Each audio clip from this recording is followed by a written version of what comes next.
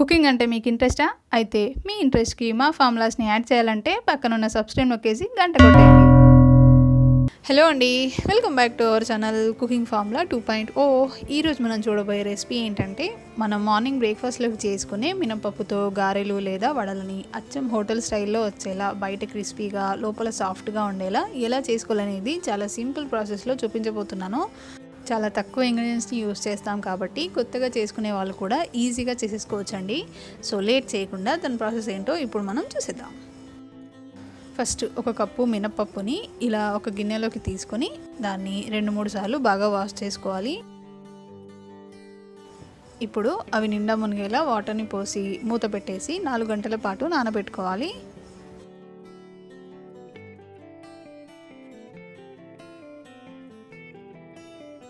నాలుగు గంటల తర్వాత మూత తీసి చూస్తే కనుక మినపప్పు బాగా నానిపోయి ఉంటుంది. ఇప్పుడు అందులోని వాటర్ అన్ని తీసేసి పప్పుని మిక్సీ జార్లోకి యాడ్ చేసుకోవాలి.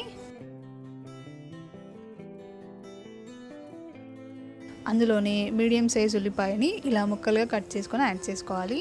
ఉల్లిపాయ అనేది వడలు లోపల సాఫ్ట్గా రావడానికి యూజ్ అవుతుందన్నమాట. నెక్స్ట్ అందులోకి 1 టేబుల్ స్పూన్ జీలకర్రని అలాగే టేస్ట్కి సరిపడా సాల్ట్ని కూడా యాడ్ చేసుకొని మూత పెట్టేసి వీటన్నిటిని ఫైన్గా కాకుండా కొద్దిగా బరకగా ఉండేలా గ్రైండ్ చేసుకోవాలి. అవసరమైతే 1 లేదా 2 టేబుల్ స్పూన్ల వాటర్ని యాడ్ చేసుకొని పిండిని గ్రైండ్ చేసుకోవాలండి.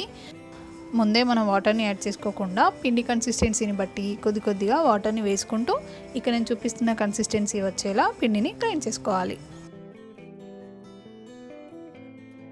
ఇలా రెడీ చేసుకున్న పిండిని ఒక బౌల్లోకి తీసుకొని ఆ తర్వాత ఇక నేను చూపిస్తున్న విధంగా పిండిని 3 నుండి 4 నిమిషాల పాటు బాగా కలుపుకోవాలి. ఇలా మనం కలుపుకోవడం వల్ల పిండిలో ఎయిర్ అనేది ఫామ్ అయ్యి వడలు బాగా ఉబ్బుతాయన్నమాట.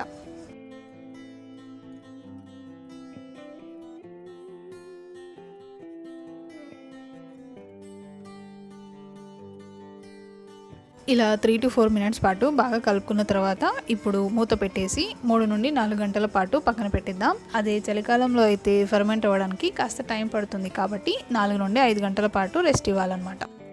4 గంటల తర్వాత మూత తీసి ఇప్పుడు వడలను ఎలా చేసుకోవాలనేది చూద్దాం.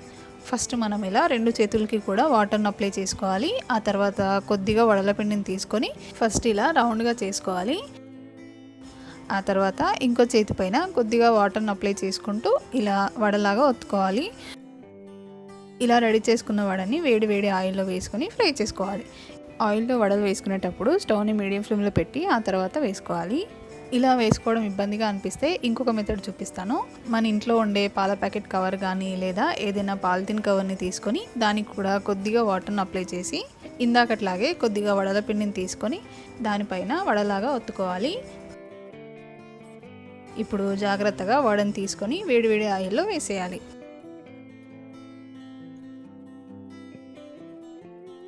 ఈ మెథడ్ కూడా ఇబ్బందిగా ఉంటే ఇంకొక సింపుల్ మెథడ్ చూపిస్తాను. ఈ మెథడ్లో అయితే ఎవరైనా సరే ఈజీగా చేసేయచ్చు. మనందరి ఇళ్ళల్లో టీ స్ట్రైనర్ అయితే ఉంటుంది కదా, దాన్ని తీసుకొని ఇలా దానిపైన కొద్దిగా వాటర్ని అప్లై చేసుకొని సేమ్ ఇందాకట్లాగే కొద్దిగా వడల పిండిని తీసుకొని దానిపైన వడలాగా ఒత్తుకోవాలి. వడలు చేసేటప్పుడు ఎక్కువగా ప్రెస్ చేయొద్దండి, కాస్త లైట్గా ప్రెస్ చేస్తే సరిపోతుంది. ఎక్కువగా ప్రెస్ చేస్తే కనుక వాటిని ఫ్రై చేసుకునేటప్పుడు గట్టిగా అయిపోతాయి. సో లైట్గా ప్రెస్ చేసుకుంటే సరిపోతుంది. ఇప్పుడు దీన్ని కూడా జాగ్రత్తగా వేడి ఆయిల్లో వేసుకొని ఫ్రై చేసుకోవాలి. ఇలా సింపుల్గా మనం టీ స్ట్రైనర్ని యూజ్ చేసుకొని వడల్ని ఆయిల్లో వేసేసుకోవచ్చు. చాలా ఈజీగా ఉంటుంది. కొత్తగా చేసే వాళ్ళకైతే చాలా యూజ్ అవుతుంది అనుకుంటాను.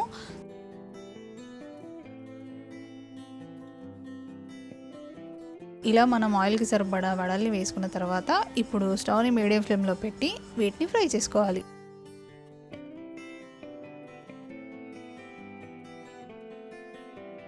అవి ఇలా ఓవైపు కాస్త ఫ్రై అయిన తర్వాత వాటిని ఇంకొక వైపుకి ఫ్లిప్ చేసుకోవాలి.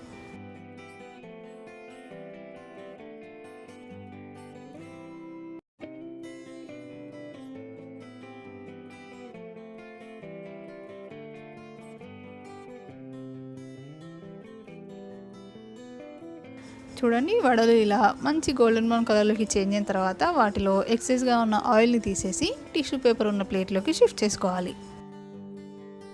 ఆ తర్వాత వేడిగా కొబ్బరి చట్నీతో కానీ లేదా పల్లి చట్నీతో కానీ సర్వ్ చేసుకోవడమే.